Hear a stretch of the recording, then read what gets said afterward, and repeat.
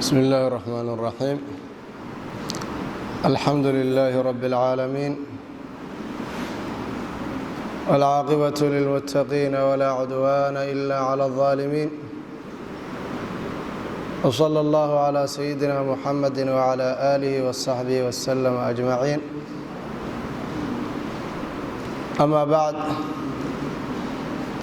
الله سبحانه وتعالى ayaa ku mahadsan kulankeennan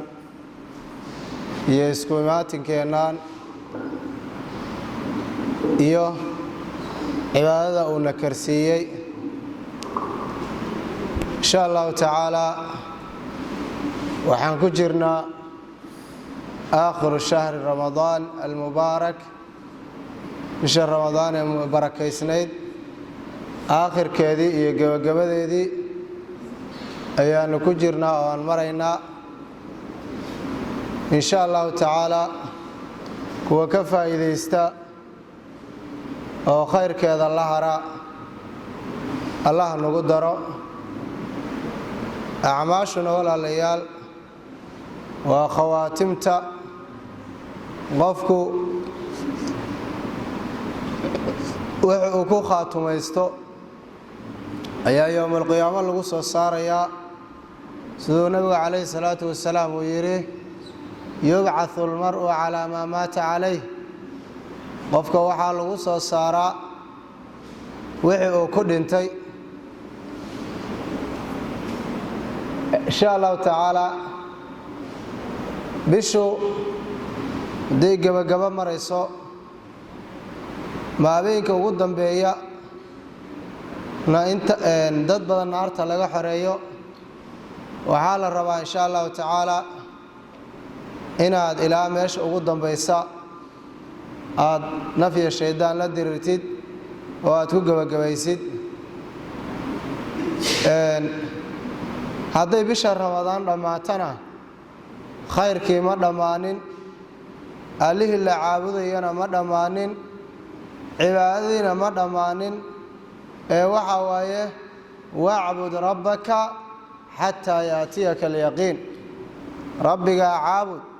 ilaa yaqiinta ay kaaga imaanayso, geerida ay kaaga imaanayso. ma ahan in lagu leeyahay bisha ramadaan hadday dhammaato fasax baa tahaye waxaaga iska qasee cibaadadii faraha ka qaad in la leeyahay ma. maadaama bishaan ay bil fadli badan tahay, khayrka iyo acmaasha laban laabo, ayaa waxaa lagu yidhi waa bishaan dadaalka badi oo laban laab si aad insha allahu tacaala khayrka ku dhex jira aada u heshid. bishaan allah aa caabudaysay bilaha kalena asaga ayaa iska leh, wuuna sidii ayuuna xaadir u yahayo oo u joogaa waay. dadka qaar baa waxay sameeyaan bisha ramadaan ayay dadaalaan, hadhow bisha ramadaan markii laga baxana sidii neef geela oo xarig laga furay bay waxooda isaga qastaan, cibaadadoodu u yaraataa, dunuubtoodu u badataa, sidii dad bisha ramadaan caabudayay oo kaleba. bisha in la dadaalo waa lays amray, waana la rabaa, laakiin dadaalkii aad soo dadaalaysay bishaan, khayrkii aad soo shaqaysatay, wixii aad isku soo dubaridatay ha iska daadin, ha iska daadin, ha iska khasaarin. nabigu calayhi salaatu wasalaam xadiidka abu hurayra uu warinayay imaam muslim uu soo saaraya wuxuu ku yidhi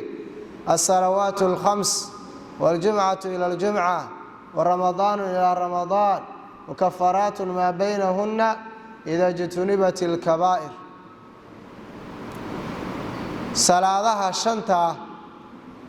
waxaa lagu dhaafaa dunuubta. salaad baad hadda si fiican haddaa u weyse qaadatid oo salaaddii si fiican u tukatid, wixii dunuub ahaa oo saqaa'ir ahaa oo kaa dhacay waxaa lagugu dhaafayaa weesadaas iyo salaadaas. ilaa salaada kale laga gaarayo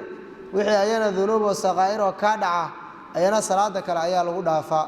shanta salaadood sidaas ayay qofka u dahiraan. waatuu lahaa nabigu calayhi salaatu wasalaam ara'aytum low anna nahran bibaabi axadikum yaqtasilu kula yowmin 5 maraat hal yabqa min daranihi shay قالوا لا يبقى من درنه شيء قال فكذلك مثل الصلوات الخمس يمحو الله بهن الخطايا أو كما قال رسول الله صلى الله عليه وسلم كورما قف إذنك إذا كمذا هدو قرقي سهرتيس أو مرأ وبي أو مالنتي وشنجر كوكويستو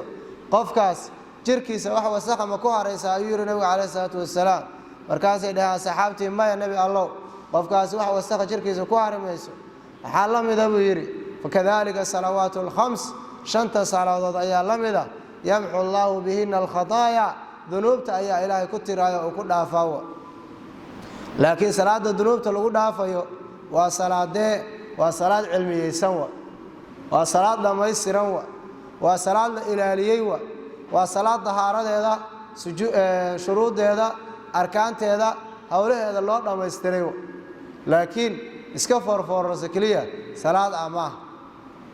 سيدنا النبي عليه الصلاة والسلام حديث كاسو حكيري جمعان إلى جمعة كله أينا ذنوب تأيها لقوا دافايو وحواي جمعة ما أنت مركها تكتين إلى جمعة وحي ذنوب صغائرة أو أسبوع عسكادعة وحال دافع جمعة ضمب لكن وجمعة هذه لهجاجية أو مساجك علي في عن ليمد لصوت عرقاتي خطبة اللي دقيستي أن لو دحلين لقى فائدة يستوى ورمضان إلى رمضان أيها النبي عليه الصلاة والسلام رمضان كان واد ذا شيء خير بدن بعد شقيستي إلى رمضان كان لقى جاريو سنة كاسوحي ذنوب وصغائر وكادعة أيضا رمضان كان ذنبه إن لو قد عفوا قفك الدلالة أيها النبي عليه الصلاة والسلام حديث كاتكو الشيء وإذا اجتنبت الكبائر مركا ذنوب تواوين أتكفوا تدوى مركا هدي رمضان تمركي ودماغو الذنوب تهذه إسكت حقشيد ذنوب تسقائرتها هدي لدائمه أيضا كبيرة أي يسوب الدشاوة نفي الشيطان إلا حكم يسد أيال الرواء أو وحي أصار شقيستي أيضا إسكت خساره حديث نبي حكسونا عليه الصلاة والسلام ابن حبان وصار يغيري إنما الأعمال بالخواتيم أعماشه وحياتي خاتمه مركا بشهر رمضان كو خير كو خاتميست الله naga dhigo bishar Ramadan way dhamaatay way tagtay way gabagabootay habeenadeedii iyo maalinteedii way caraabeen bishii raxmada ahayd bishii maqfirada ahayd bishii cidqiga ahayd bishii barakaysnayd bishii qulubta saafi gareenaysay way dhamaatay waa gabagabo يوم القيامة marxaati ayay kula tagaysaa hadaba bishar Ramadan dhamaadkeeda inaan ku faraxna miyaa mise waa inaan ka naxno in lagu farxo ama la tamaniyo Ramadan inuu dhamaado shay sax ma maxaa yeelay waxa qofkaas wuxuu tamaninayaa oo uu jecelaaday khayrkii inuu ka dhamaado ayuu tamaniyay waa in khayrka inuu ka dhamaado aad tamanidiisu aad jeclaatidna shay sax ma salaf saalix dadkii hore wanaagsanaa bisha Ramadan lixda bilood oo ka horeysa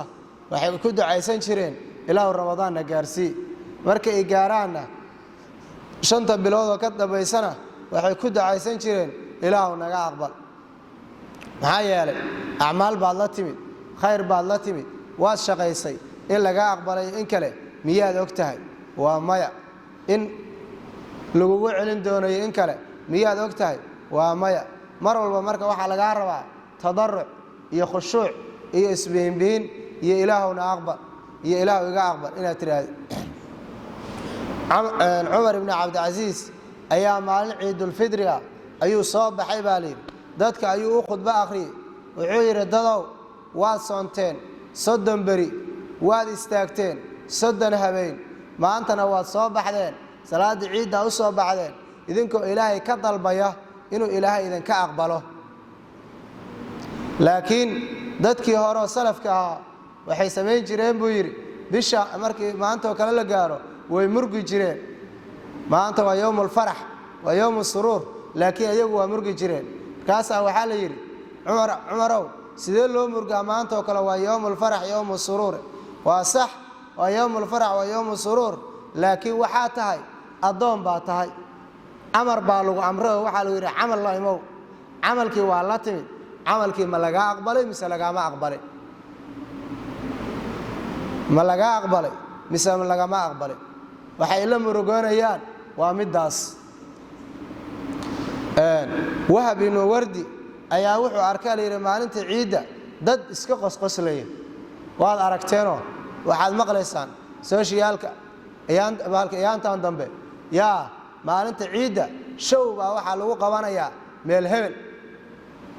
waad aragteen maalmaha ciida banaanka inta loo soo baxo ayaa turub iyo qamaar ayaa lagu ciyaaraya oo lacag lagu kala qaadanaya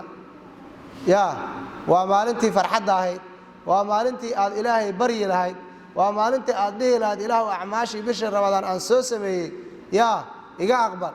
ninkii soddonka soomay oo waqtiga ku afuray bay dhaaf Soomaalida hadaa soddonkii inta soo soontid maalintii la rabay inaad ilaahay u soo banbaxdid oo aad ilaahay aqbal aad weydiisatid hadaad ku khatimtid xumaan iyo balaayo iyo fisqi iyo show iyo waxa la yiraahdo qamaar waxa waaye waxun waa halis waa amalkaagi wanaagsana oo aad iska haleynayso marka wuxuu arkay baa Wahab ibn Wardi dad maalintii ciida faraxsan oo meel inta isugu yimid qosqoslaya oo iska baashaalay markaasuu wuxuu yiri yaa in kaana haulaa'i tuqbalu minhum siyamuhum fama hadha fi'lu shakirin kuwaan hadii soomkoodii iyo khayrkii soo sameeyeen laga aqbalay ficilka hadda ay sameeyaan ficlu shakirin ma qof ilaahay ku shukrinaya oo ilaahay u mahad celinaya oo amalkii laga aqbalay ilaahay uga mahad celinaya ficilkiis ma ahan buu yiri ficilka ay ku jiraan hadii aan laga aqbalinna soomkoodii iyo khayrkoodii fama hada ficlu khaifin ficilka hadda ay ku jiraan iyo waxa ay sameeyaan ficil qof cabsanaya oo ilaahay ka cabsanaya ficilkiis ma ahan buu ficilkiis ma aha markasta waxa laga rabaa adiga wax meel ku yaal ma ogid in lagu aqbalay ma ogid in aad wax shay ma ogid ina wax weeyday ma ogid markasta inta nafta kugu jirto waxa laga rabaa inaad Allah subhanahu wa ta'ala xaqiisa mar walba aad u carartido Ali bin Abi Talib ayaa waxa la yiri maalintii habeenkii bisha Ramadaan ugu dambeysay ayuu dhawaaqay wuxuu yiri ya layta shi'ri man hadha al-maqbul fanuhannihi wa man hadha al-mahrum fanu'azzihi alla shalaytadeeday wariya midka wax laga aqbalay oo cibaadadii laga soo aqbalay yaana tusa si aan ugu tahniyadeyno si aan ugu dabaaldegno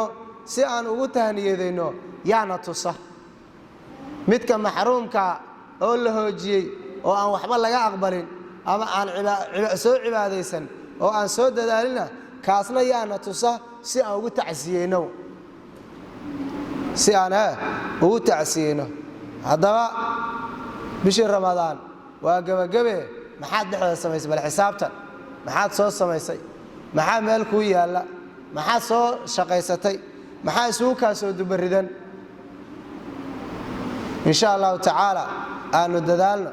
amalkeennana khayrka aan ku khatimano caawa bishu waa 29 sida ay xisaabsanayna bishu 29 way ku dhamaataa 30 way ku dhamaataa haday galata bishii Ramadaan la arko oo ay dhalatana hada biri waa ciid hadii aysan dhalanina hada 30 in la bixiyo waa laga maarmaan habeenka ciidana waxa la suneeyay in la nooleeyo habeenkaas oo cibaadada iyo khayrka lagu dadaalo xadiidkii abi umaama uu warinayay wuxuu yiri nabiga kaleey salaatu wasalaam man ahya laylatay al-eid lam yamut qalbuhu man ahya laylatay al-eid muhtasiban lam yamut qalbuhu yawma tamutu al-qulub habeen labada habeen oo ciida waa ciidul fidriga iyo ciidul adha qofkii nooleeya isagoo ajar kurubsanaya qofkaasi ma dhinto qalbigiisu ma dhinto maalinta qulubta ay dhimanayso kuwa qulubtooda oo noolaato oo khayrka iyo daacada ay ku noolaato Allah naga mid digo habeenkaas hal rabaa habeenkii ciida in aadan iska seexanino aadan dhihin bas hawshii waa dhammaatay habeenkaa la nooleeyo oo laga faa'iidaysto fidradii aan xalay ka hadalnayna iyadana insha allahu tacaala in la iska bixiyo cid kastoo awoodi karta oo ay ku waajibtay masaakiinta laga farxiyo sadaqada la badiyo maalintaas ciidda takbiirta waxaa la rabaa in meel kasta lagu qaado